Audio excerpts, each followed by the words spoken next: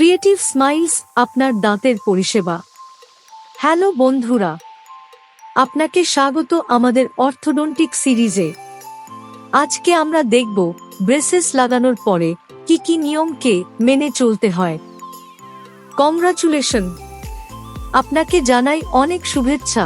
আপনি আপনার দাঁতের স্বাস্থ্যের উন্নতির জন্য ব্রেসেস লাগিয়েছেন। আমরা আজ সেই সব নিয়মাবলী জানব যেটা আপনার ব্রেসেসকে সুরক্ষিত রাখবে। তাহলে আসুন শুরু করা যাক। সবার প্রথমে যেটা জানতে হবে তা হলো প্রত্যেক দিন ব্রাশ করা। ঘড়ি ধরে রোজ দিনে দুবার শুধুমাত্র 2 মিনিট ব্রাশ করলেই আপনার ব্রেসেস সুরক্ষিত থাকবে আর কোনো খাবারের টুকরো আটকে থাকবে না। মুখের কিছু বিশেষ অংশকে মন দিয়ে ধরে ধরে ব্রাশ করতে হয়।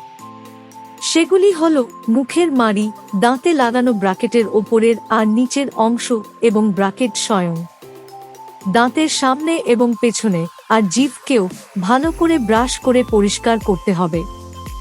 ব্রাশকে 45 ডিগ্রি বেঁকিয়ে ব্রাশ করতে হয়। কোনো ইলাস্টিক রবার লাগানো থাকলে সেটা খুলে তবেই ব্রাশ করতে হয়। হালকা হালকা করে ব্রাশ করবেন, বেশি চাপ দেবেন না। ব্রাশ করে ধুয়ে ফেলার পরে ভালো করে দেখে নিতে হয় কোনো খাবারের কণা যেন আটকে না থাকে। আপনি যদি ইলেকট্রিক টুথব্রাশ ব্যবহার করেন তবে দাঁতের যত্ন নেওয়া অনেকটাই সহজ হয়ে যায়। ব্রাশিংয়ের সাথে সাথে ফ্লসিং করলেও দাঁতের স্বাস্থ্য অনেক বেশি ভালো থাকে।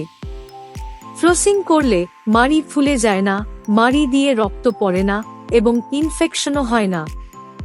ফ্লসিং করার জন্যে ফ্লসিং সুতোকে আস্তে আস্তে ব্র্যাকেটের পেছন দিয়ে ঢুকিয়ে দিতে হয়। তারপর প্রত্যেক দাঁতকে ভালো করে পরিষ্কার করে নিতে হয়।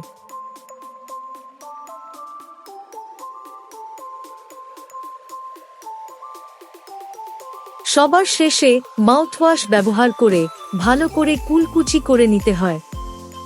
প্রক্সা ব্রাশ বা ইন্টারডেন্টাল ব্রাশ ব্যবহার করলে দাঁতের ফাঁকে ফাঁকে গভীরে গিয়ে সুন্দরভাবে পরিষ্কার করা যায়। আস্তে আস্তে ব্রেসেসের নিচে দিয়ে ঢুকিয়ে দাঁতের ফাঁকে জমা খাবারের কণাকে পরিষ্কার করে নিতে হয়। বেশি চাপ দেবেন না, নাহলে ব্র্যাকেট ভেঙে যেতে পারে। প্রথম ব্রেসেস লাগানোর পরে মাড়িতে ব্যথা আর ফোলা ফোলা ভাব থাকে। এটি একেবারেই স্বাভাবিক এবং সময়ের সাথে সাথে এই অনুভূতি চলে যায়। ঠান্ডা জিনিস খেলে, যেমন ফলের জুস, আইসক্রিম বা ঠান্ডা দই, এই ফোলা আর ব্যথা থেকে অনেকটাই আরাম পাওয়া যায়। তাও যদি ব্যথা ঠিক না হয় তবে হালকা পেনকিলার ওষুধ খেলে এগুলি ঠিক হয়ে যায়। ব্রেসেসগুলি যদি ঠোঁটে বা জিভে ঘষা লেগে ব্যথা করে তবে হালকা গরম জলে নুন দিয়ে কুলকুচি করুন।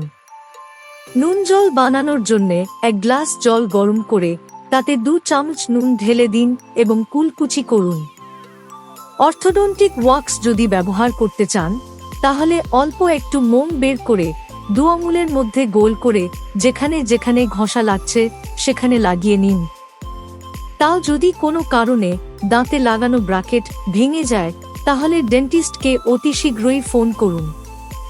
আপনার সমস্যা যদি এই সমস্ত টিপস কাজে লাগিয়েও না কমে তাহলে নিজের ডেন্টিস্টকে অতি শীঘ্রই ফোন করুন।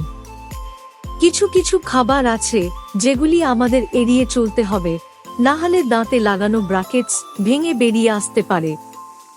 এদের মধ্যে প্রমুখ হচ্ছে শক্ত বাদাম, শক্ত খাবার যেমন তিলের নাড়ু, শক্ত ক্যান্ডি আর মটন। সমস্ত খাবারকে ছোট ছোট টুকরোতে কেটে নিলে খেতে সুবিধে হয়। দাঁতে আটকে যাওয়া খাবার যেমন চিউইং গাম এড়িয়ে চলাই ভালো। এই সব নিয়মকে ঠিকঠাক মেনে চললে আপনার ব্রেসেস সুরক্ষিত থাকবে এবং নির্বিঘ্নে আপনার অর্থোডন্টিক চিকিৎসা সম্পন্ন হবে।